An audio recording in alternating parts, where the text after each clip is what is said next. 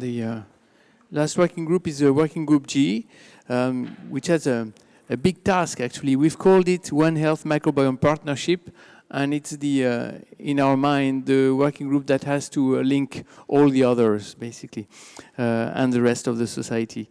It's chaired by Irma, Janeth, Sanabria Gomez, for a senior research fellow at Universidad del Valle in Colombia, and Maria-Gloria Dominguez Bello, professor at Rutgers University in the US.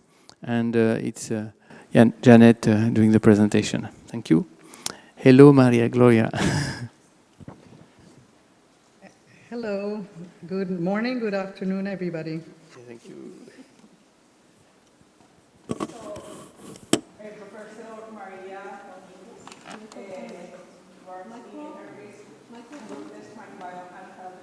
of Biochemistry in Rutgers University in New Jersey. So it is the last presentation. I know we are a little tired, and many of the points I have in my presentation was the points we are discussing around the day. So I use the opportunity to pass through these points that are already more discussed and point other things. So to do that, first I introduce my background that is difficult to explain, but is very interdisciplinary. So my bachelor is in biological education. I went to a PhD in microbiology. After that, I came to work with engineers the last 25 years. So for me today is after many, many years back to the audience of microbiologists, almost microbiologists. So it's very interesting for me to share you about the experience of many points we were discussing today about integrate, join, translate, linking between this solution that have be do interdisciplinary. You can imagine what was for me to arrive to engineering faculty. Seriously, for me was very difficult to understand. They were environmental engineering. They were working with bioremediation. They were working with microorganisms, with microbiome, but I didn't understand what they were talking about. So I had to learn what they want, how they want.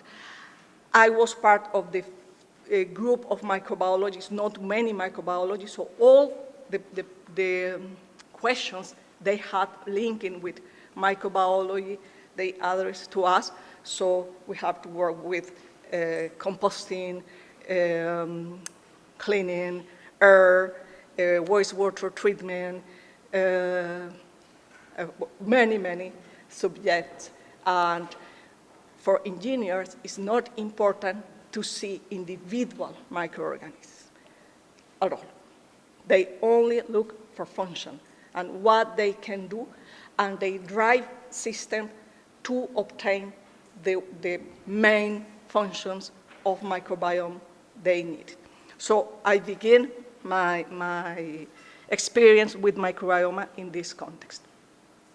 So I try to link with the ideas of Dr. Maria Dominguez. I hope I can bring these ideas, but also I want to have here the point of view of the work with microbiome in undeveloped countries, because it's other reality linking with that. So this question we have already discussed about what we are changing all the environments with antibiotics. I want to add here not only antibiotics and disinfectant also that perturb in a very big manner the microbiome in water treatments and the other changes that we humans are doing. But we can talk about extinction crisis of microorganisms. It's different for microorganisms when we think about this perturbation, but all that is real is we are changing the equilibrium of the microorganisms in different ecosystems. And for microorganisms, they are flexible, they can adapt, but we don't know if we will be part of this adaptation at the end. So that is, we have to be careful to adapt also with these changes. So what microbiome is important? Here, I want to clarify also that the ideas I have for this meeting is linking with artificial study of microbiome.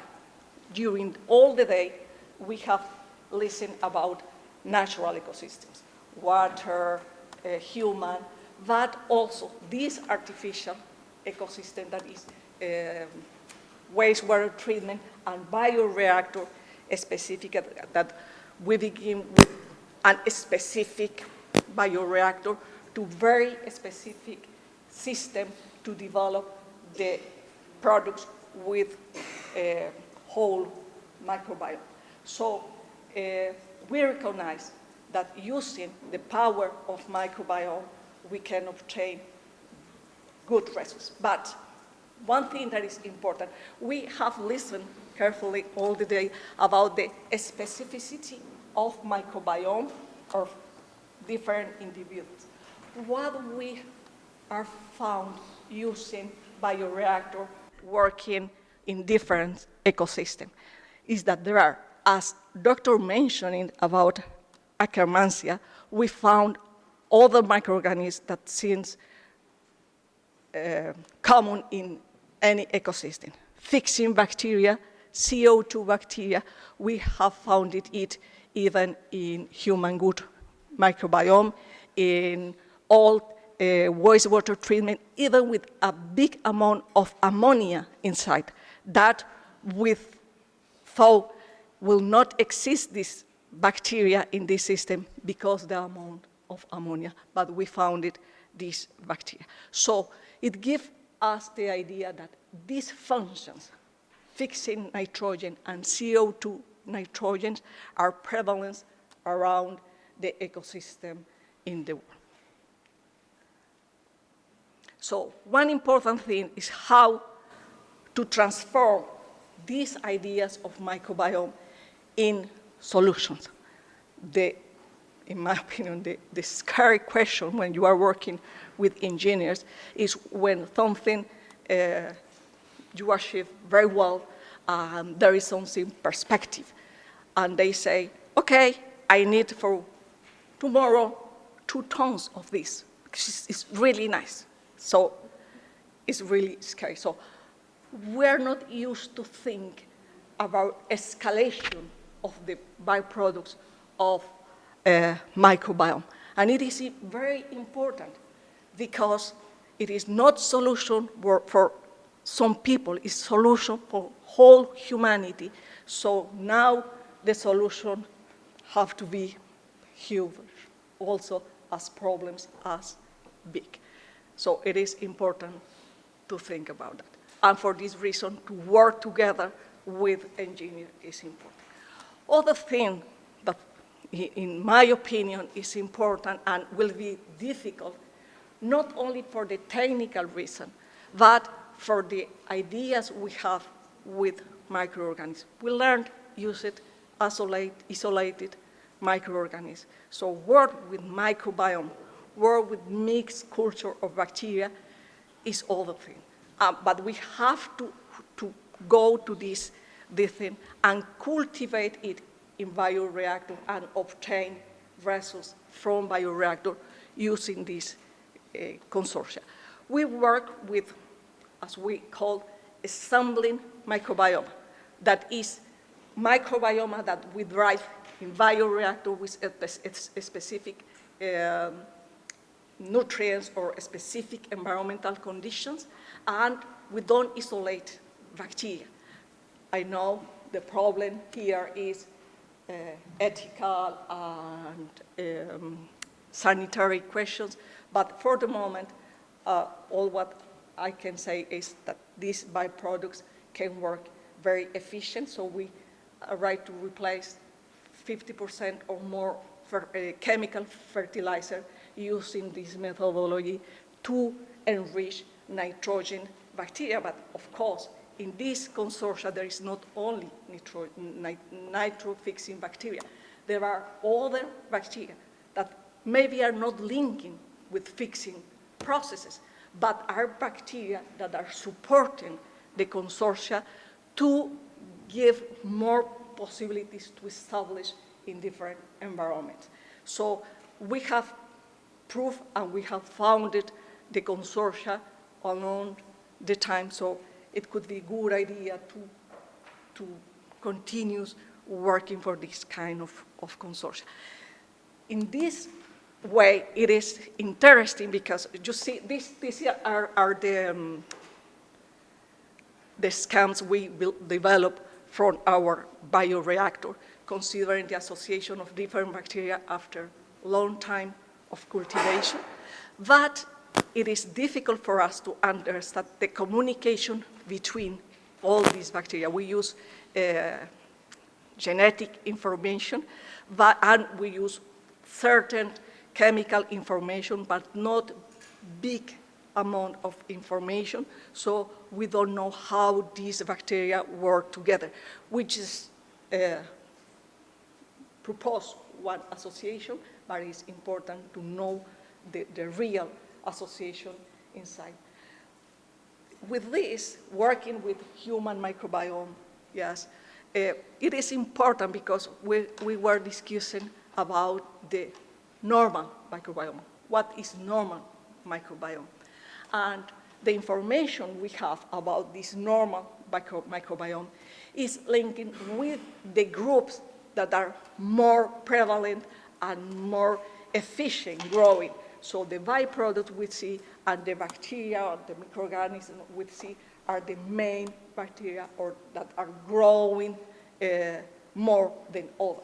So there are other bacteria behind this that we need to know what they are doing and why they are in every ecosystem, but in human ecosystem especially. How to do that? We can use bioreactor also to look at this. So we found in human microbiome methanogenic, methanotrophic CO2 and nitrogen-fixing bacteria using this approach. But the important thing is the function. I want to underline in all my talk the function of bacteria.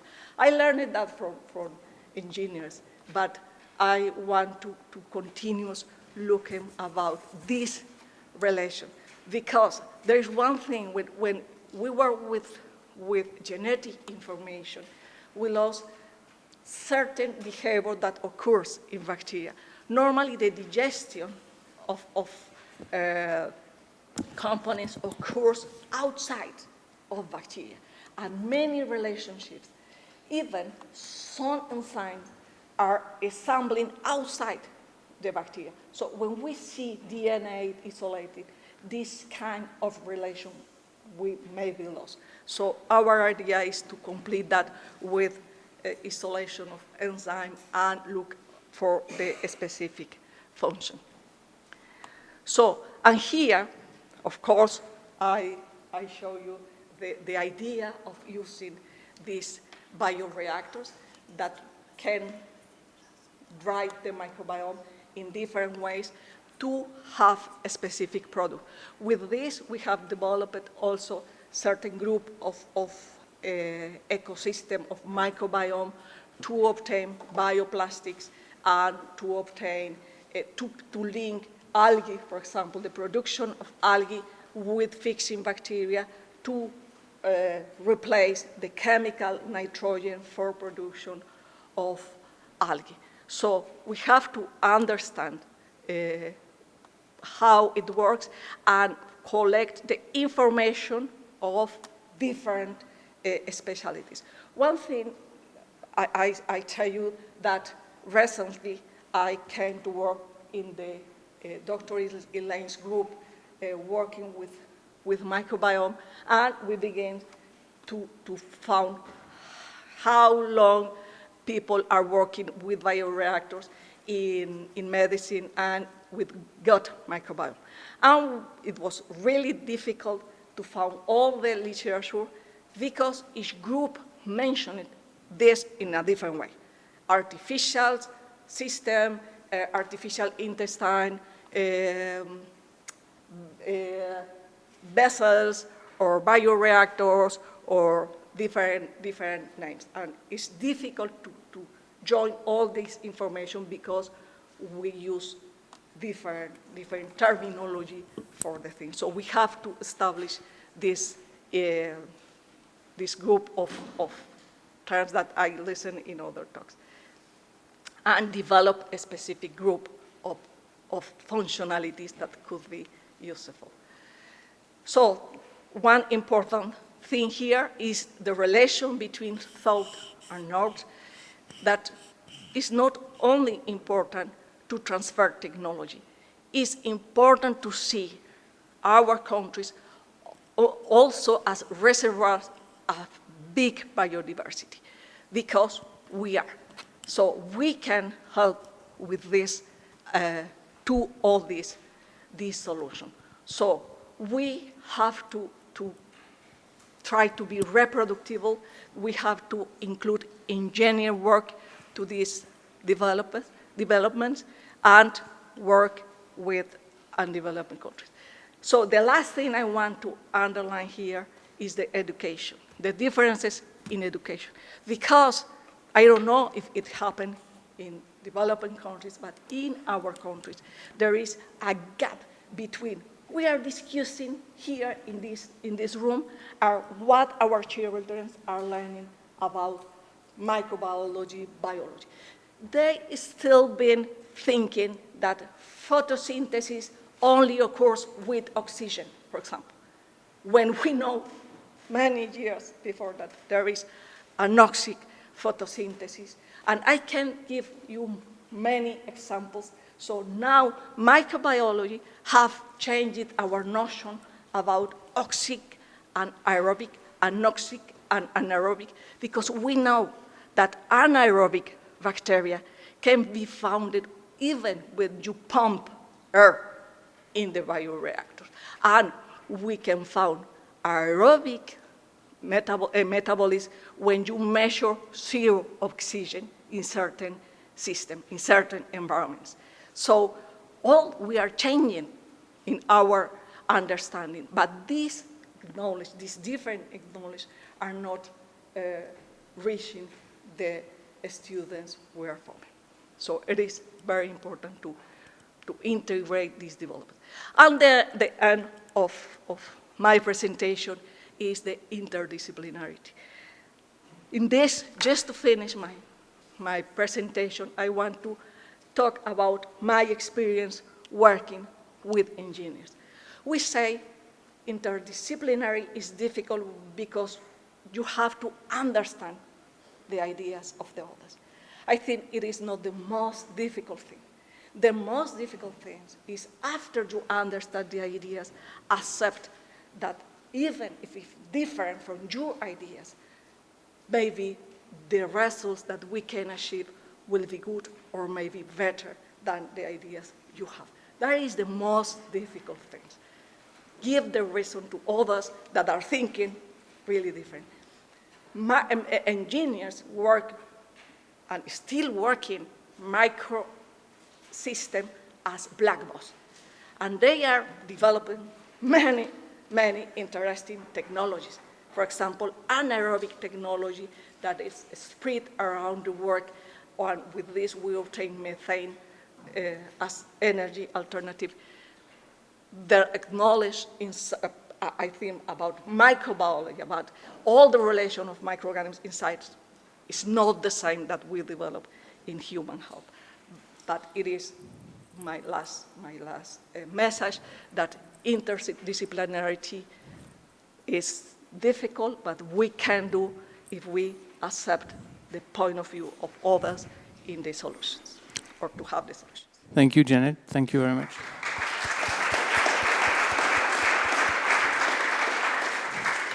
The last one is obviously a strong message for an audience dealing with One Health. Maria-Gloria, would you like to make one extra comment? I don't think we'll have time for questions, but we open the floor to you if you want. Yeah. Yeah, can you hear me, Joel? Yes, yes. Oh, thank you. Yes, I just wanted to add to the very comprehensive presentation of Janeth that this group is really, the One Health touches everybody, very particularly the people working on regulation, ethics, indigenous people, but it touches everything because any new technology has those phases of the prism as well. Climate change, public health.